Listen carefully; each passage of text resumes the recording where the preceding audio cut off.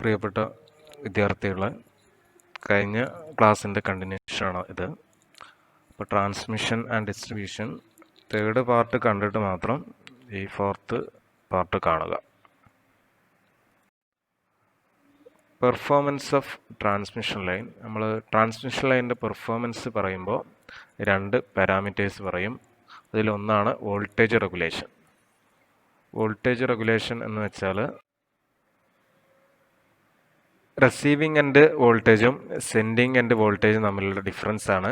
അതിന് നമ്മൾ percentage of receiving end വോൾട്ടേജിൽ എക്സ്പ്രസ് ചെയ്യും.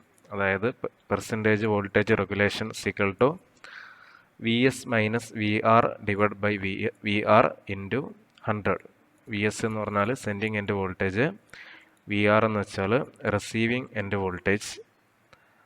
അപ്പോൾ ഈ difference in receiving end voltage and sending end voltage expressed in percentage of receiving end voltage എന്ന് പറയുന്ന പേരാണ് വോൾട്ടേജ് റെഗുലേഷൻ. ഒരു ട്രാൻസ്മിഷൻ ലൈൻ സിസ്റ്റത്തിൽ വോൾട്ടേജ് റെഗുലേഷൻ എപ്പോഴും കുറഞ്ഞിരിക്കണം. എന്നാലും ഈ ലോഡ് കറണ്ട് മൂലം അതിൽ റെസിസ്റ്റൻസ് ലോസ്, അതുപോലെ inductance loss, capacitance loss, corona മൂലമുള്ള ലോസ് ഒക്കെ ഉണ്ടാവും. അതുകൊണ്ട് തന്നെ അവിടെ റിസീവിങ് എൻഡ് വോൾട്ടേജിൽ ചെറിയ വേരിയേഷൻ വരും. അതുകൊണ്ട് വോൾട്ടേജ് റെഗുലേഷൻ എല്ലാ സമയവും ഉണ്ടാവും.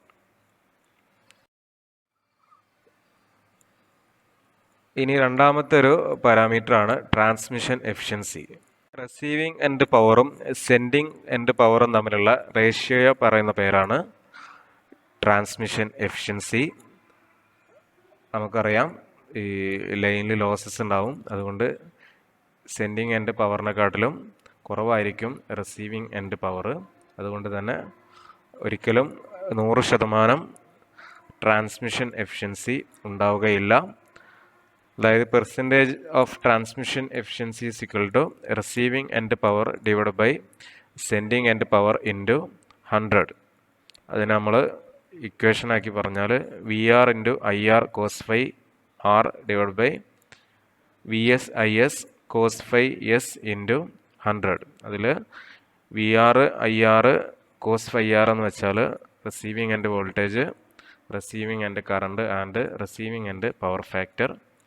VS IS എന്ന് വെച്ചാൽ sending end voltage, sending end current, cos phi S sending end power factor. ഇനി നമ്മളിത് 3 ഫേസിൽ പറയുകയാണെന്നുണ്ടെങ്കിൽ √3 കൊണ്ട് മൾട്ടിപ്ലൈ ചെയ്യണം. ഇതാണ് transmission efficiency. Of transmission line. ഒരു ട്രാൻസ്മിഷൻ ലൈനിൽ റെസിസ്റ്റൻസ് ഉണ്ടാവും, ഇൻഡക്റ്റൻസ് ഉണ്ടാവും, അതുപോലെ കപ്പാസിറ്റൻസ് ഉണ്ടാവും. അവയെ നമ്മൾ ലൈൻ കോൺസ്റ്റൻസ് എന്ന് പറയും. റെസിസ്റ്റൻസ് എന്ന് വെച്ചാൽ ആ കണ്ടക്ടർ മെറ്റീരിയൽ കറണ്ട് ഫ്ലോനെ ഒപ്പോസ് ചെയ്യും. അതിന് പറയുന്ന പേരാണ് റെസിസ്റ്റൻസ്. ഈ resistance throughout the length of കണ്ടക്ടേഴ്സിൽ ഡിസ്ട്രിബ്യൂട്ട് ചെയ്തിട്ടുണ്ടാവും. ട്രാൻസ്മിഷൻ ലൈനിൻ്റെ റെസിസ്റ്റിവിറ്റി റോയും ലെങ്ത് Lഉം അതുപോലെ ഏരിയ ഓഫ് ക്രോസ് സെക്ഷൻ Aയും ആണെങ്കിൽ resistance R equal to rho L/A ആയിരിക്കും. ഇനിയൊരു DC 2 വയർ സിസ്റ്റത്തിൽ total resistance equal to 2 into individual ലൈനിൻ്റെ റെസിസ്റ്റൻസ് ആയിരിക്കും. ഇനി 3 ഫേസ് ട്രാൻസ്മിഷനിൽ റെസിസ്റ്റൻസ് പെർ ഫേസ് എന്ന് വെച്ചാൽ ഒരു കണ്ടക്ടറിൻ്റെ ടോട്ടൽ റെസിസ്റ്റൻസ് ആയിരിക്കും. രണ്ടാമത്തെ കോൺസ്റ്റൻ്റ് ആണ് ഇൻഡക്റ്റൻസ്. AC കറണ്ട് ഒരു കണ്ടക്ടറിലൂടെ ഫ്ലോ ചെയ്യുമ്പോൾ അവിടെ ചേഞ്ച് ഇൻ ഫ്ലക്സ് ഉണ്ടാവും. ഈ ചേഞ്ച് ഇൻ ഫ്ലക്സ് ലിങ്കേജ് കൊണ്ട് അതിൽ സെൽഫ് ഇൻഡക്റ്റൻസ് അല്ലെങ്കിൽ ഇൻഡക്റ്റൻസ് ഉണ്ടാവും. ഈ ഇൻഡക്റ്റൻസിനെ നമുക്ക് ഫ്ലക്സ് ലിങ്കേജ് പെർ ആംബിയറിൽ നമുക്ക് ഡിഫൈൻ ചെയ്യാൻ പറ്റും, അല്ലെങ്കിൽ എക്സ്പ്രസ് ചെയ്യാം. That is inductance L equal to 5/I henry ആയിരിക്കും. 5 എന്ന് വെച്ചാൽ flux linkage in weber, I എന്ന് വെച്ചാൽ കറണ്ട് ഇൻ ആംബിയർ.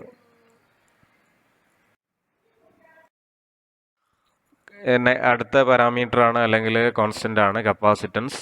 നമ്മൾ രണ്ട് കണ്ടക്ടേഴ്സിന് എടുക്കുകയാണെങ്കിൽ അവയിലൂടെ കറണ്ട് പാസ് ചെയ്യുന്നുണ്ട്. അവയ്ക്ക് ഇടയിൽ എയർ ഉണ്ട്. അപ്പോൾ ഈ എയർ എന്ന് വെച്ചാൽ ഇൻസുലേറ്റർ ആണ്. അപ്പോൾ രണ്ട് കണ്ടക്ടേഴ്സിനെ ഇൻസുലേറ്റർ വെച്ച് സെപ്പറേറ്റ് ചെയ്യുമ്പോൾ അവിടെ കപ്പാസിറ്റൻസ് ഉണ്ടാവും. The capacitance between the conductor is the charge per unit potential difference. That is capacitance C is equal to Q by V farad. Q എന്ന് വെച്ചാൽ charge on the line in coulombs. V എന്ന് വെച്ചാൽ potential difference between the conductors in volt. ഈ കപ്പാസിറ്റൻസും ഈ along the length of ലൈനിൽ uniformly distributed ആയിരിക്കും. ഇനി കപ്പാസിറ്റൻസിൻ്റെ ഒരു പ്രശ്നം എന്ന് വെച്ചാൽ നമ്മൾ ലോഡ് ഒന്നും യൂസ് ചെയ്യുന്നില്ലെങ്കിലും ലോഡ് 0 ആണെങ്കിലും അവിടെ കപ്പാസിറ്റൻസ് ഉണ്ടാവും. പക്ഷേ ലോഡ് 0 ആണെങ്കിൽ അവിടെ ഇൻഡക്റ്റൻസും റെസിസ്റ്റൻസും ഉണ്ടാവില്ല. ഓക്കെ, കാരണം ഈ കപ്പാസിറ്റൻസ് പാരലായിട്ടാണ് ഉണ്ടാവുക. റെസിസ്റ്റൻസും ഇൻഡക്റ്റൻസും ലൈനിൽ സീരീസ് ആയിട്ടാണ് ഉണ്ടാവുക.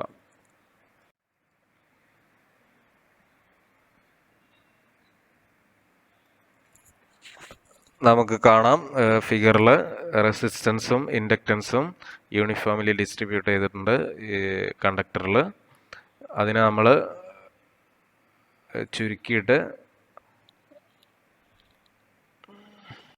സിഗ്മ ആറ് ടോട്ടൽ റെസിസ്റ്റൻസ്, അതുപോലെ സിഗ്മ എൽ എന്ന് വെച്ചാൽ ടോട്ടൽ ഇൻഡക്റ്റൻസ്. ഇനി നമ്മൾ കപ്പാസിറ്റർ അക്കൗണ്ടിൽ എടുക്കുകയാണെന്നുണ്ടെങ്കിൽ കപ്പാസിറ്റർ നമ്മൾ എടുക്കുകയാണെങ്കിൽ ഈ രണ്ട് ലൈൻ കണ്ടക്ടേഴ്സ് അവയ്ക്കിടയിൽ കപ്പാസിറ്റൻസ് ഉണ്ടാവും. ഓക്കെ, ഈ കപ്പാസിറ്റൻസിനെ നമ്മൾ ടോട്ടലായിട്ട് എടുക്കുകയാണെങ്കിൽ സിഗ്മ സി ആയിരിക്കും. ഇനി ഇവിടെ ലോഡില്ലാത്ത കണ്ടീഷനിലും ഇവിടെ കപ്പാസിറ്റൻസ് ഉണ്ടാവും. അതുകൊണ്ട് തന്നെ കപ്പാസിറ്റർ കൊണ്ടുള്ള ലോസ്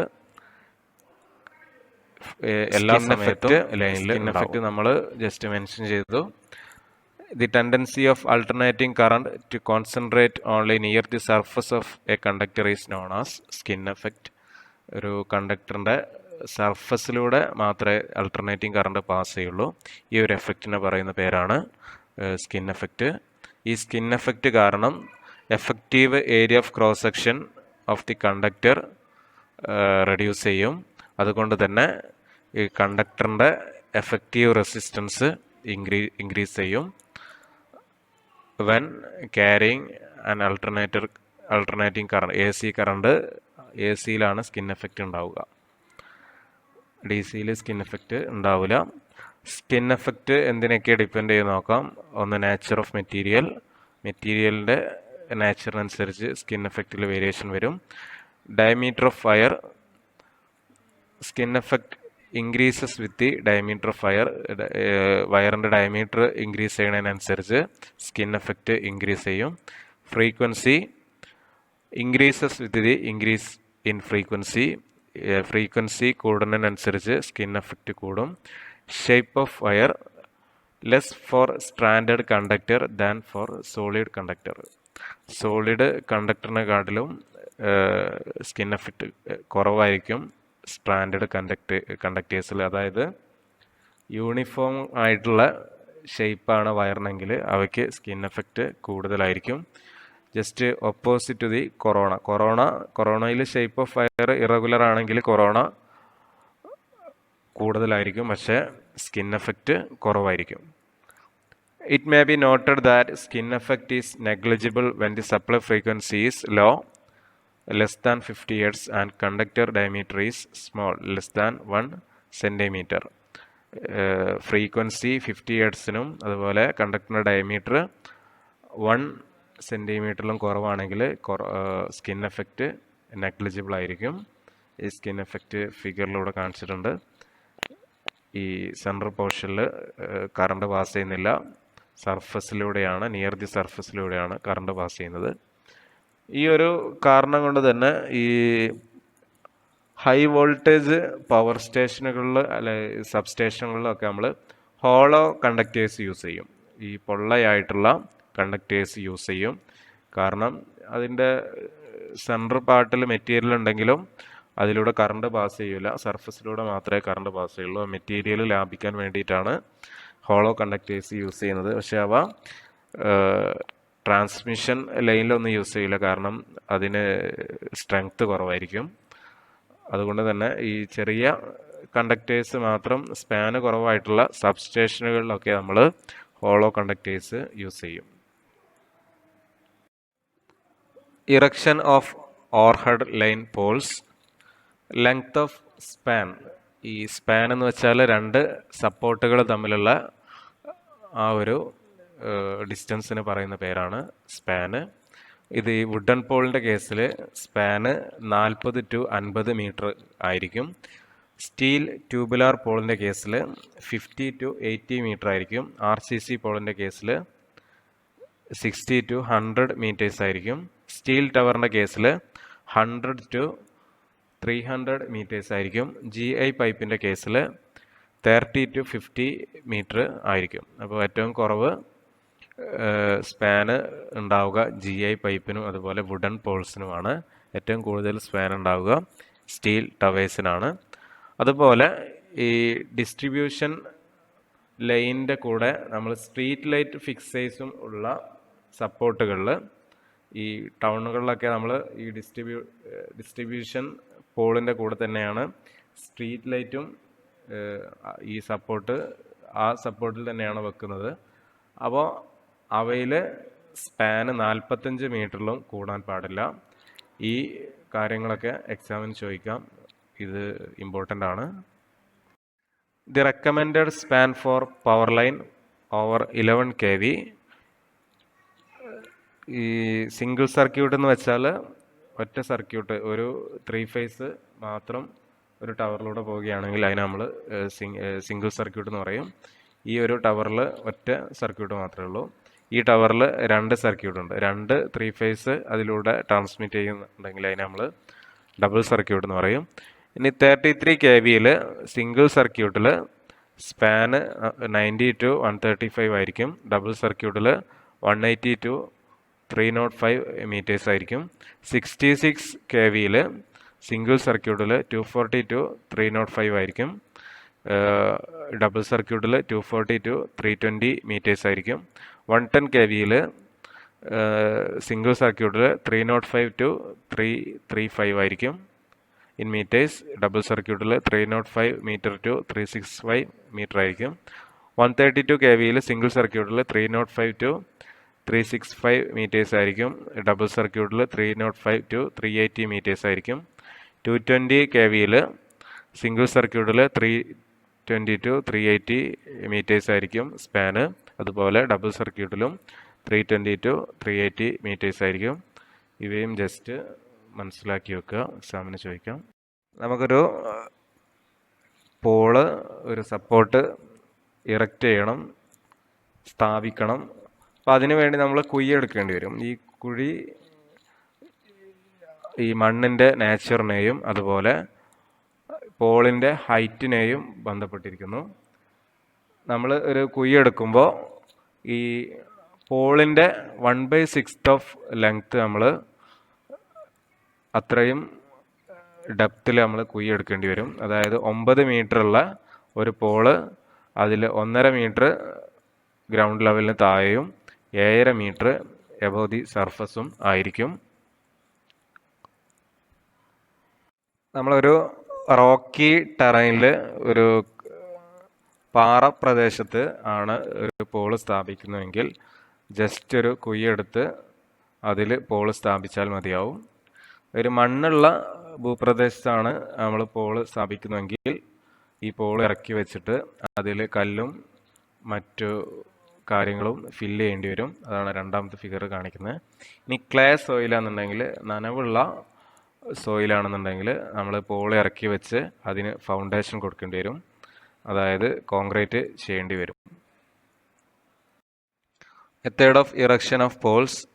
നമുക്കൊരു പോള് ഇറക്റ്റ് ചെയ്യണമെങ്കിൽ ആദ്യം പോളിൻ്റെ 6/1 ഡെപ്തിൽ നമ്മളൊരു പിറ്റ് ഉണ്ടാക്കണം, കുഴി ഉണ്ടാക്കണം.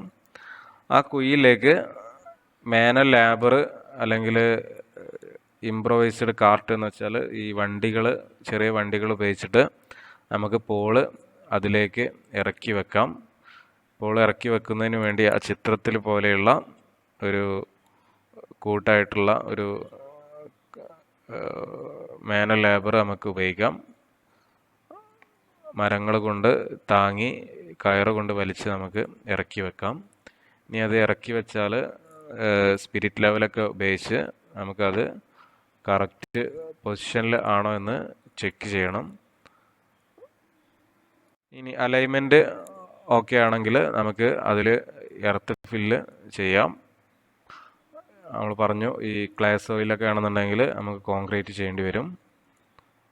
ഓക്കെ, ഈ കോൺക്രീറ്റ് ചെയ്തതിന് ശേഷം ഈ സപ്പോർട്ടുകൾ നമുക്ക് ഒഴിവാക്കാൻ വേണ്ടി പറ്റും. യൂസ് ഓഫ് ക്രോസ് ആം. നമ്മൾ ക്രോസ് ആമിനെ നമ്മൾ ഇൻസുലേറ്റർ സപ്പോർട്ട് എന്നുകൂടെ വിളിക്കും.